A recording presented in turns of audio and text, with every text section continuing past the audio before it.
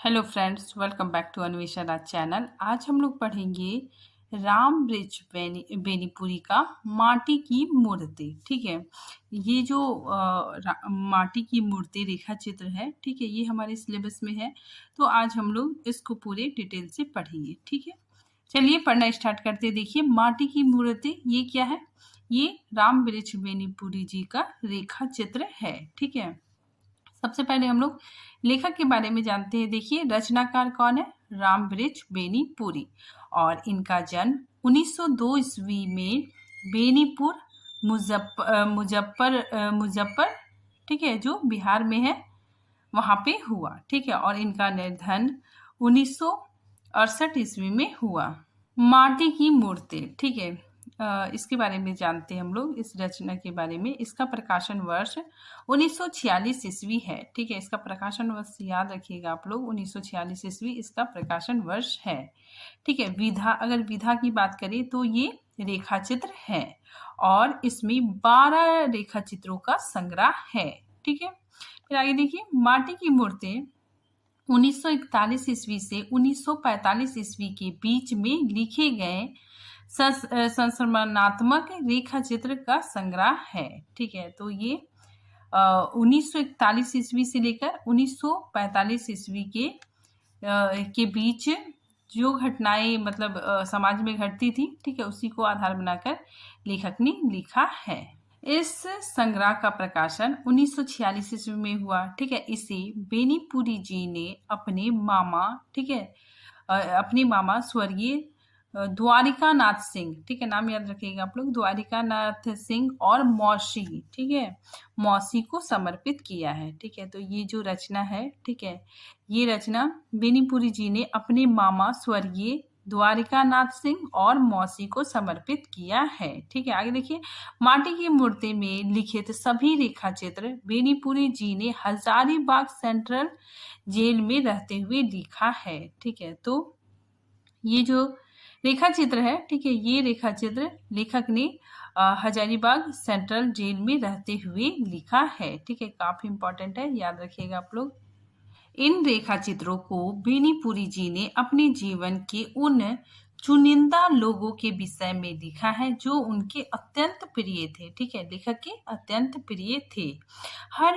हर व्यक्ति के विषय में बताते हुए वे अपने बचपन के दिनों को याद करते। ठीक है, तो लेखक बचपन के दिनों को याद करते हैं। ठीक है, फिर आगे देखिए, इसका प्रथम प्रकाशन 1946 ईस्वी में हुआ। ठीक है, और उस समय पुस्तक में 11 रेखा चित्र संकलित थे। ठीक है, तो जब पहली बार प्रकाशन हुआ 1946 ईस्वी में, तो इन्होंने पुस्तक में 11 रेखा चित्रों को संकलित किया। ठीक है, लेकिन जब दूसरा प्रकाशन 1953 ईस्वी में हुआ, ठीक है, तो इसमें कुल 12 रेखा चित्र इन्होंने संकलित किए। ठीक है, एक रजिया, ठीक है, रजिया रेखा चित्र को दूसरे संस्करण में जोड़ा। ठीक है, तो इन्होंने रजिया रेखा चित्र को दूसरे संस्करण में जोड़ा और दूसरा संस्करण में 12 रेखा चित्र हुए। ठीक है, तो देखिए, पहले जो संस्करण है उसमें 11 रेखा चित्र है। ठीक है, और दूसरा संस्करण में 12 रेखा चित्र है। ठीक है, और इसमें रजिया को जोड़ा गया।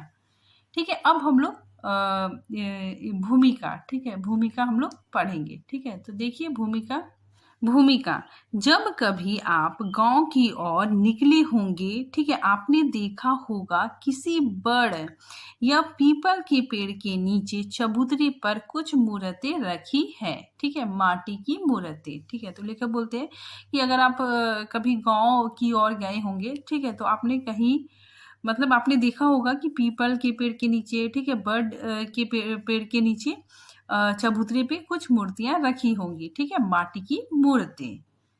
आगे देखिए, ये मूर्तें ना इसमें कोई खूबसूरती है ना रंगीनी, फलतः बौद्ध और ग्रीक रोमन मूर्तियों के हम सौदाई यदि उनमें कोई दिलचस्पी ना ले, उन्हें देखते ही मुंह मोड़ ले, नाक सिकुड़ ले, तो अचरज की कौन सी बात है। ठीक है, तो लेखक बोलते हैं तो इसमें अचरज की कौन सी बात है। आगे देखिए, किंतु इन कुरूप बद सकल मूर्तों में भी एक चीज है, शायद उस और हमारा ध्यान नहीं गया। ठीक है, वह है जिंदगी। ठीक है, तो लिखा क्या बोलते हैं, वह है जिंदगी। ये लाइन देखिए, ठीक है, काफी इंपॉर्टेंट लाइन है। ठीक है, इसलिए मैंने इसको अंडरलाइन भी किया है। तो देखिए ये पूछा जा सकता है। ठीक है, तो देखिए ये माटी की बनी है, माटी पर धरी है। ठीक है, इसीलिए जिंदगी के नजदीक है, जिंदगी से सरोबोर है। ठीक है, ये देखती है। ठीक है, ये मूर्तियां क्या करती है, देखती है, सुनती है, खुश होती है, शाप देती है। ठीक है, आशीर्वाद देती है। ठीक है, काफी इंपॉर्टेंट लाइन है। फिर आगे देखिए, ये मूर्तें ना तो किसी आसमानी देवता की होती है। ठीक है, ये भी लाइन काफी इंपॉर्टेंट है, याद रखिएगा आप लोग। ये मूर्तें ना तो किसी आसमानी देवता की होती है। ठीक है, ना अवतारी देवता की, गांव के ही किसी साधारण व्यक्ति मिट्टी के पुतले ने किसी असाधारण अलौकिक धर्म के कारण एक दिन देवत्व प्राप्त कर लिया, देवता में गिने जाने लगा और गांव के व्यक्ति व्यक्ति के सुख दुख का सृष्टा बन गया। ठीक है, तो ये सारी चीजें लेखक ने भूमिका में लिखा है और ये भूमिका स्वयं लेखक ने लिखा है। ठीक है, रामबृक्ष बेनीपुरी जी ने। फिर आगे देखिए ये लाइन भी काफी इंपॉर्टेंट है।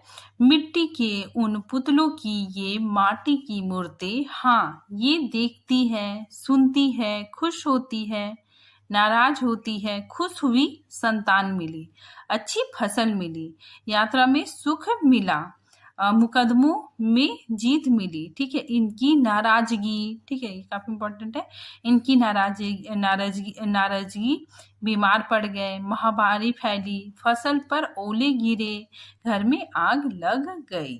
ठीक है, आगे देखिए, ये जिंदगी के नजदीक ही नहीं है, जिंदगी में समाई हुई है, इसीलिए जिंदगी के हर पुजारी का सिर इनके नजदीक आप ही आप झुका है। बौद्ध और ग्रीक रोमन मूर्तियां दार्शनिक है, वंदनीय हैं, तो माटी की ये मूर्तें भी उपेक्षित नहीं। ठीक है, आपसे हमारा निवेदन सिर्फ इतना है। ठीक है, ये भी काफी इंपॉर्टेंट है। ठीक है, फिर आगे देखिए, लेखक कहते हैं दर्शकों को कि आपने राजा रानी की कहानी पढ़ी है। ठीक है, ऋषि मुनि की कथाएं बांची है। ठीक है, मतलब ऋषि मुनि की कथाएं सुनी है, नायकों और नेताओं की जीवनियों का अध्ययन किया है। वे कहानियां, वे कथाएं, वे जिंदगियां कैसी मनोरंजक, कैसी प्रज्वल, कैसी उत्साहवर्धक हैं। ठीक है, हमें दिन दिन उनका अध्ययन, मनन, अनुशीलन करना ही चाहिए। ठीक है, आगे लेखक बोलते हैं, किंतु क्या आपने कभी सोचा है आपके गांव में भी कुछ ऐसे लोग हैं। ठीक है, मतलब आपके गांव में भी कुछ ऐसे लोग हैं जिनकी कहानियों, कथाओं और जीवनियां राजा रानी, ऋषि मुनियों, नायकों, नेताओं की कहानियां, कथाओं और जीवनियों से कम मनोरंजक, प्रज्वल और उत्साहवर्धक नहीं है। ठीक है, तो लेखक कहना चाहते हैं कि आपके गांव में भी कुछ ऐसे लोग होंगे, कुछ कहानियां होंगी, ठीक है, जो आपको उत्साह देती होंगी। ठीक है, आगे देखिए, किंतु शकुंतला, वशिष्ठ, शिवाजी और नेताजी पर मरने वाले हम अपने गांव की बुधिया, ठीक है ये सब पात्रों के नाम है, बुधिया, बाल गोविंद भक्त, बलदेव सिंह और देव की ओर देखने की भी फुर्सत कहाँ पाते हैं। ठीक है, फिर आगे देखिए, काफी इंपॉर्टेंट लाइन है ये। हजारीबाग सेंट्रल जेल के एकांत जीवन में अचानक मेरे गांव और मेरे ननिहाल के कुछ ऐसे लोगों की मूर्तें मेरे आंखों के सामने आकर नाचने और मेरी कलम से चित्रण की याचना करने लगी। ठीक है, तो लेखक ने खुद ये बात को लिखा है कि जब मैं हजारीबाग सेंट्रल जेल में था, ठीक है एकांत में था, तभी अचानक मेरे गांव और मेरे ननिहाल के कुछ ऐसे लोगों की मूर्तें, ठीक है मेरे आंखों के सामने आ गई। ठीक है, और मेरे कलम से चित्रण करने की याचना करने लगी। ठीक है, आगे देखिए, उनकी इस याचना में कुछ ऐसा जोर था कि अंततः यह माटी की मूर्ति तैयार होकर रही। हाँ, जेल में रहने के कारण बेजू मामा, ठीक है, एक पात्र है बेजू मामा, ठीक है, हम लोग पढ़ेंगे तब समझ में आएगा। तो लेखक बताते हैं कि जेल में रहने के कारण बेजू मामा भी इनके पात्र में आ बैठे, ठीक है, मतलब बेजू मामा भी पात्र के अंतर्गत आ बैठे, ठीक है। तो बेजू मामा भी इनके पात्र में आ बैठे और अपनी मूर्ति मुझसे गढ़वा ही ली।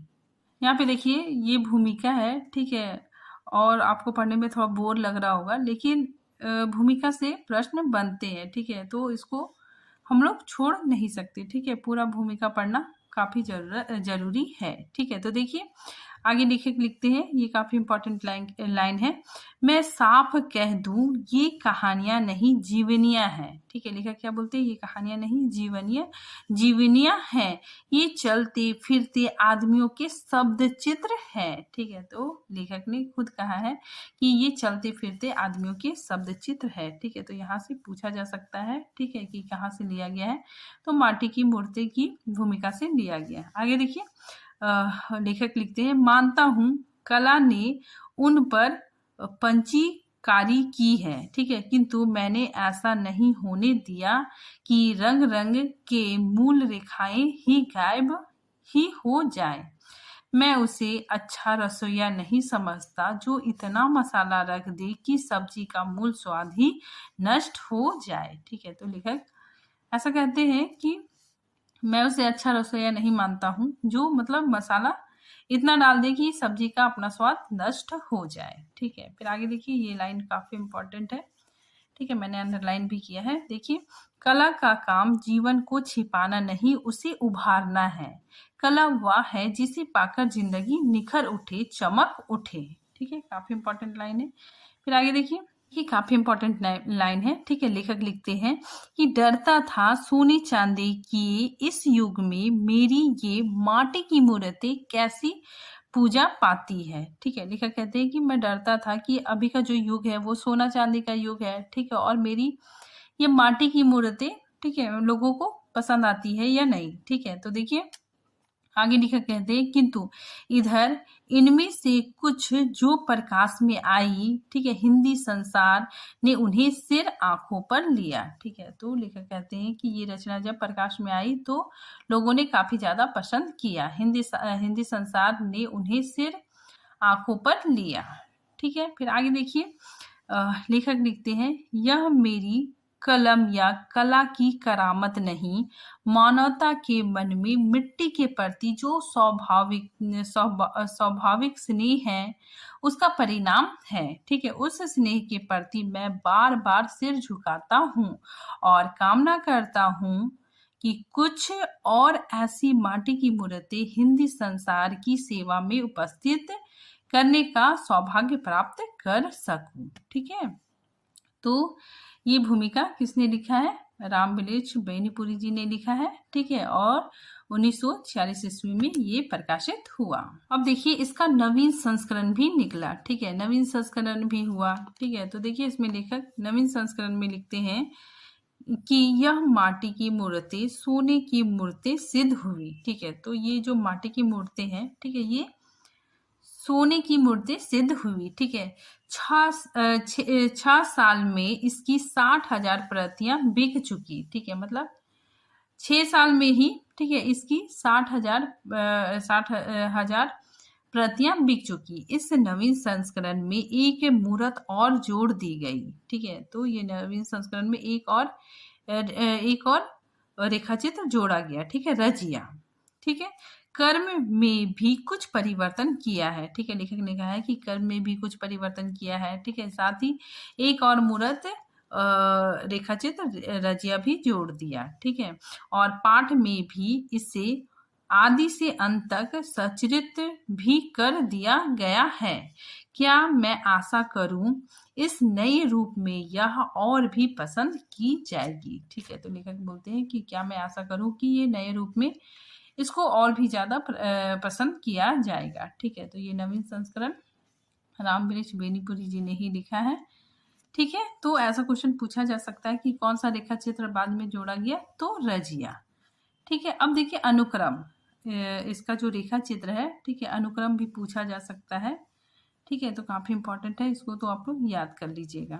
ठीक है, तो देखिए अनुक्रम कितना है, 12 रेखा चित्र है, और कर्म से देखिए तो सबसे पहले रजिया है, ठीक है, दूसरा बलदेव सिंह, तीसरा सरजू भैया, चौथा मंगल, पांचवा रूपा कियाजी, छठा देव, सातवां बाल गोविंद भक्त, आठवां भौजी, ठीक है, नौवां परमेश्वर, ठीक है, 10वां बेजू मामा, 11 सुभान खान, ठीक है, और 12वां बुधिया।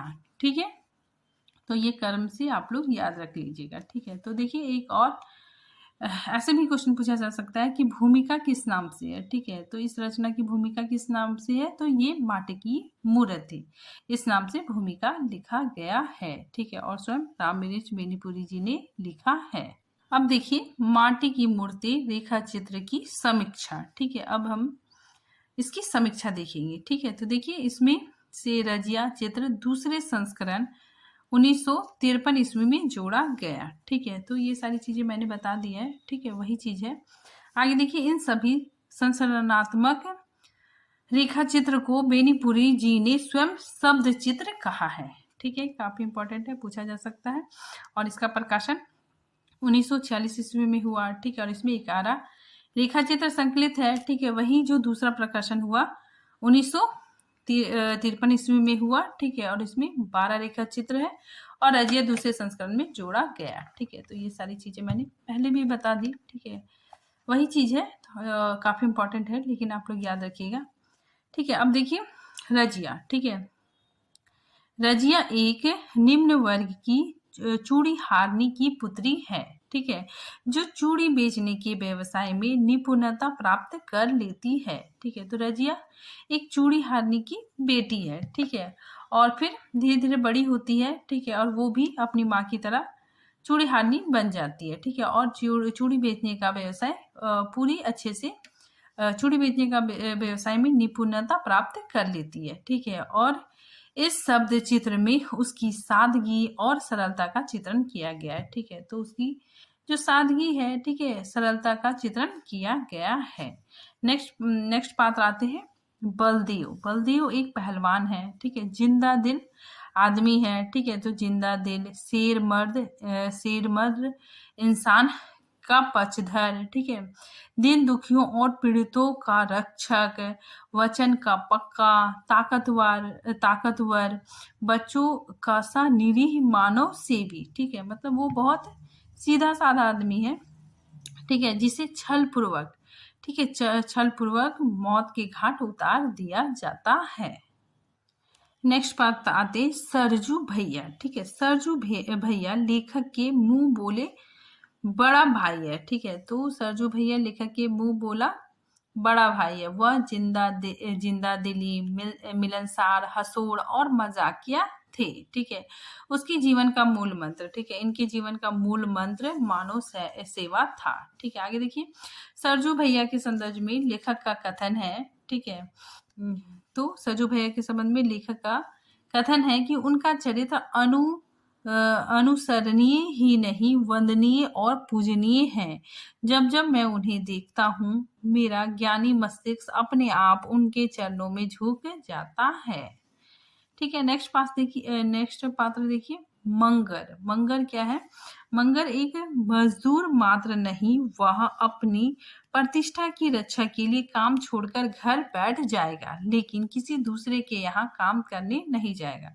ठीक है, तो मंगर एक मजदूर था। ठीक है, वो लेखक के यहाँ हल चलाता था। ठीक है, और बात बात में ही बहुत गुस्सा हो जाता था। ठीक है, और उसे अपनी प्रतिष्ठा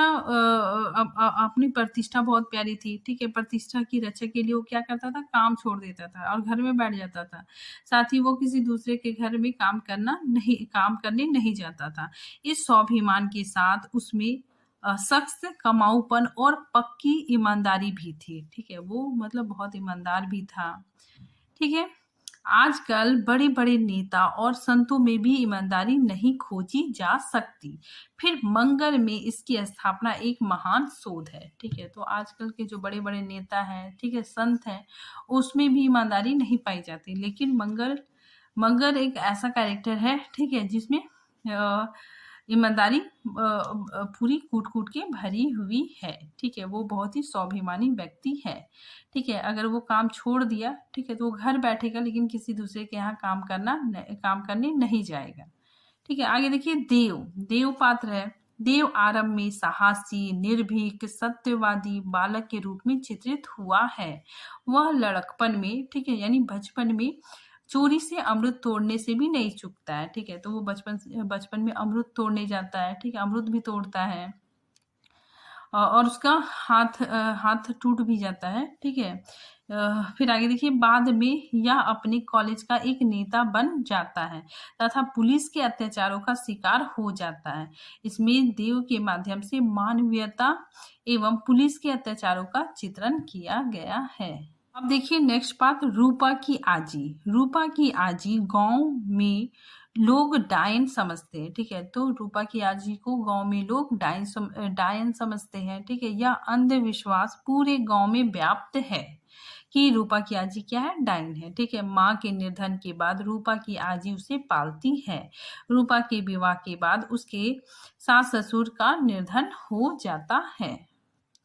धीरे धीरे पूरे परिवार की मृत्यु हो जाती है। इस कारण सब लोग उसे, ठीक है, रूपा की आजी को डायन समझने लगते हैं। ठीक है, रूपा की आजी में रूढ़ी और अंधविश्वास की भीषण परिणाम कारिणी समस्या दर्शाई गई है। ठीक है, तो लेखक ने जो गांव में जो रूढ़ी और अंधविश्वास है, ठीक है, उसकी समस्या को लेखक ने दिखाया है। ठीक है, नेक्स्ट पात्र देखिए, बाल गोविंद भगत। ठीक है, तो देखिए बाल गोविंद भगत जात के तेली और कबीर पंथी थे। ठीक है, बाल गोविंद भगत साधु की सब भाषाओं में खरे उतरते थे। ठीक है, मतलब वे साधु थे। ठीक है, उनकी साधु की सभी भाषाओं में खरे उतरते हुए भी पक्के गृहस्थ थे। ठीक है, ये क्या थे, पक्के गृहस्थ थे। कहीं वह अपना समूचा शरीर कीचड़ में लपेटे अपने खेत में रोपनी करते हुए दिखाई देते हैं, तो आगे अपने इकलौते पुत्र की मृत्यु पर कबीर के भजन गाते हुए मिलते हैं। ठीक है, गाते गाते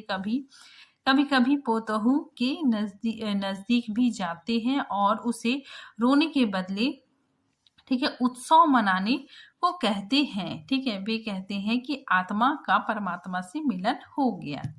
ठीक है, तो इसमें देखिए बाल गोविंद भगत के बारे में दिखाया गया है। ठीक है, ये मतलब साधु होने के साथ साथ पक्के गृहस्थ थे। ठीक है, कहीं ये खेती करते हुए दिखाई देते हैं। ठीक है, कहीं ये कबीर का जो कबीर के गीत गाते हुए नजर आते हैं। ठीक है, फिर आगे देखिए, जब इनकी मतलब बाल गोविंद भगत के बेटे की मृत्यु हो जाती है, ठीक है, इसके पुत्र की मृत्यु हो जाती है, तो ये मतलब कबीर का भजन गाते हैं। ठीक है, और अपनी जो पोतोहू है, ठीक है, उसको रोने के लिए नहीं बल्कि उत्साह मनाने के लिए कहते हैं और कहते हैं कि आत्मा का परमात्मा से मिलन हो गया। ठीक है, फिर आगे देखिए, फिर बाल गोविंद भगत अपने पतहू के भाई को कहते हैं कि तुम इसको यहाँ से ले जाओ और इसका दूसरा विवाह करवा दो। ठीक है, तो बाल गोविंद भगत कहते हैं अपनी पतहू के भाई से कि तुम अपनी बहन को यहाँ से ले जाओ और दूसरा विवाह करवा देना। और जब पतहू मना कर देती है कि मैं नहीं जाऊंगी, ठीक है, तो बाल गोविंद भगत बोलते हैं कि अगर तुम नहीं जाएगी तो मैं ही इस घर को छोड़ के चला जाऊंगा। ठीक है, तो इस तरह बाल गोविंद भगत एक पक्के गृहस्थ होने का प्रमाण देते हैं। नेक्स्ट देखिए, भौजी किसको बोलता है, भाभी को। ठीक है, तो लेखक अपने भाभी का भी इसमें चित्रण किया है। ठीक है, तो देखिए लेखक ने अपनी भौजी यानी भाभी के विवाह प्रांत से घर आगमन से लेकर उसकी मृत्यु तक की स्मृतियों के गुण दोषों का चित्रण किया है। तो यहाँ पे लेखक अपनी भाभी के बारे में, ठीक है, कि भाभी का जब विवाह होता है, ठीक है, विवाह के बाद वो मतलब ससुराल आती है, ठीक है, वहां से लेकर उसकी मृत्यु तक के गुण दोषों का चित्रण किया है। यहाँ पे कथन देखिए, ठीक है। यहाँ पे कथन जो आता है कि भारतीय परिवार में भौजी का वही स्थान है जो मरुस्थल में ओसिसिस का, ठीक है। ओसिसिस मतलब कि रेगिस्तान में, ठीक है, चलते जा रहे थे, ठीक है, तो रेगिस्तान में कहीं पे पानी मिलना, ठीक है, तो उसको ओसिसिस कहा जाता है, ठीक है। तो लेखक कहते हैं कि भारतीय परिवार में भौजी का वही स्थान है जो मरुस्थल में ओसिसिस का है, ठीक है। फिर देखिए ये कोटेशन काफी इंपॉर्टेंट है, लेखक ने ही लिखा है, ठीक है, अपनी भाभी के लिए, कि वह कलम टूट जाए जो निंदा के लिए उठती है, ठीक है, पूछा जा सकता है, ठीक है। ये लाइन कहाँ से लिया गया है, तो माटी की मूर्ति, ठीक है। आगे देखिए परमेश्वर, ठीक है, एक कैरेक्टर आता है परमेश्वर, ठीक है। देखिए परमेश्वर के रूप में एक आवारा और फिजूल खर्ची व्यक्ति का चित्रण किया गया है, ठीक है। तो परमेश्वर कैसा इंसान है, ठीक है, वो आवारा है और फिजूल खर्ची वाला इंसान है, ठीक है। देखिए परमेश्वर आवारा भले ही रहा हो, लेकिन उसकी मृत्यु पर गांव वालों को सिर्फ उसी दिन अफसोस नहीं हुआ, बल्कि जब जब होली, दशहरा, दिवाली, छठ, कार्तिक पूर्णिमा आती है, ठीक है, तब भी गांव वाले उसे याद करते हैं, ठीक है। परमेश्वर के लिए, ठीक है, गांव वालों का क्या निकलता है, अफसोस निकलता है, ठीक है।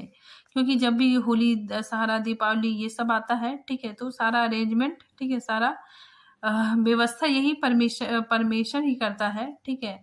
तो जब इसकी मृत्यु हो जाती है तो गांव वाले होली, दिवाली, ठीक है, दशहरा में इसे बहुत ज्यादा याद करते हैं। परमेश्वर का अतिसार रोग से मौत हो जाती है। अब देखिए बेजू मामा एक अजीब चोर है, ठीक है, वो बार बार चोरी करने के कारण जेल जाते रहते हैं, ठीक है। लेखक से उसकी मुलाकात जेल में हुई, वह 30 वर्षों तक जेल में रहता है, ठीक है, मतलब 30 वर्षों तक जेल में सजा भुगतता है, ठीक है। और इसी 30 रुपए के लिए, ठीक है, वो जेल क्यों जाता है, मात्र 30 रुपए के लिए, ठीक है। तो देखिए, तो इसी 30 रुपए में एक की जिंदगी के 30 साल बर्बाद हो गए, ठीक है, बेचारा 30 के अजीब गोरख धंधे में फंस गया है, ठीक है। फिर आगे देखिए सुभान खान कौन है, मुस्लिम है, ठीक है, साथ ही ये राजमिस्त्री है, ठीक है, कारीगर है, ठीक है। तो देखिए सुभान खान राजमिस्त्री कारीगर थे, वे ईमानदार, विनम्रता, वात्सल्य आदि गुणों से युक्त व्यक्ति थे। वे हिंदू मुस्लिम एकता चाहते थे, ठीक है। खां की लंबी सफेद चमकती रौ बरसाती दाढ़ी में लेखक जब बच्चे थे, ठीक है, तो लेखक बचपन में अपनी नन्ही नन्ही उंगलियां घुसाते हुए उसके अल्लाह के पवित्र रहने की बात पूछता है। अब आता है सबसे लास्ट पात्र बुधिया, ठीक है। बुधिया कौन है, देखिए 7-8 वर्षीय बकरी चराने वाली बुधिया के प्रारंभिक जीवन से लेकर मातृत्व रूप तक का मार्मिक चित्रण किया गया है, ठीक है। बचपन में बुधिया चंचल चुलबुली लड़की थी, ठीक है, तो जवानी में हजारों जवानों के दिल की धड़कन थी, ठीक है। लेखक ने बुधिया के बारे में कहा है कि वृंदावन में एक गोपाल और 1000 गोपियां थी, यहाँ एक गोपी और 1000 गोपाल है, ठीक है। मतलब कि बुधिया बहुत सुंदर थी, ठीक है, सभी उसके प्रति आकर्षित थे, ठीक है। फिर आगे देखिए, जो बुधिया एक दिन यौवन की देहली पर बैठकर अपनी चतुर्दिक रसिकों की सभा इकट्ठी किया करती थी, ठीक है, जिसके सांवले रूप में कितने ही गोपाल बंसी टेरते, कितने ही नंदलाल रास लीला का स्वप्न देखते थे, वह बुधिया अंत में वृद्धावस्था को प्राप्त हो जाती है, ठीक है। तो इसमें लेखक बुधिया के बारे में करते हैं कि जब बुधिया जब बचपन में छोटी थी, ठीक है, तो बहुत चंचल चुलबुली थी, ठीक है, फिर जवानी में बहुत सुंदर दिखने लग गई, ठीक है। उसके हजारों मतलब गोपाल थे, ठीक है, मतलब सब उसकी ओर आकर्षित थे, जितने नौजवान थे, ठीक है, तो उसकी ओर सभी आकर्षित थे, बहुत सुंदर दिखती थी, ठीक है। फिर क्या होता है कि उसकी शादी हो जाती है, ठीक है। शादी होने के बाद 3 बच्चे हो जाते हैं, ठीक है, साथ ही वो एक 3 बच्चे रहते हैं और वो गर्भवती हो जाती है, ठीक है। तब लेखक बुधिया से मिलते हैं, ठीक है, और उससे देखते हैं तो वो देखने में एकदम वृद्धावस्था लगती है, ठीक है, मतलब पूरा सूख के कांटा हो जाती है, ठीक है। तो लेखक उसको देखते हैं तो उसे पहचान नहीं पाते हैं, ठीक है, कि ये वही बुधिया है, ठीक है। हालांकि उसकी उम्र ज़्यादा नहीं हुई है, ठीक है, लेकिन वो पूरा वृद्धावस्था के जैसा दिखती है, ठीक है। तो इसी चीज का चित्रण लेखक ने किया है। अब देखिए महत्वपूर्ण पात्र, ठीक है। सबसे पहले रजिया। रजिया रेखा चित्र के अंतर्गत कौन कौन पात्र आते हैं? देखिए लेखक, मौसी, रजिया, चूड़ीहारनी, ठीक है, रानी, ठीक है। रानी कौन है? लेखक की पत्नी, ठीक है। और हसन, हसन कौन है? रजिया का पति, ठीक है। नेक्स्ट देखिए बलदेव, ठीक है। बलदेव में इसमें कौन कौन पात्र आते हैं? लेखक, मामा जी, विधवा, बलदेव, ठीक है, पुलिस सुप्रिटेंडेंट साहब, ठीक है, मौलवी साहब आदि। नेक्स्ट देखिए सरजू भैया। सरजू भैया के रेखा चित्र के अंतर्गत कौन कौन पात्र आते हैं? लेखक, सरजू भैया, ठीक है, महाजन, मौसी और रानी। अब देखिए मंगर। मगर के अंतर्गत महत्वपूर्ण पात्र लेखक, मंगर, ठीक है, चाचा जी और भकोलिया। भकोलिया कौन है? मंगर की पत्नी, ठीक है। नेक्स्ट देखिए रूपा की आजी। रूपा की आजी में लेखक, मामी, रूपा, रूपा की आजी, रवि, बाबू आदि। नेक्स्ट देखिए देव। देव के रेखा चित्र के अंतर्गत कौन कौन पात्र आते हैं? लेखक, तपेसर भाई, देव, मामा जी, ठीक है, देव के बाबा, पुलिस, कुन, दरोगा, इंस्पेक्टर आदि, ठीक है। फिर नेक्स्ट बाल गोविंद भगत।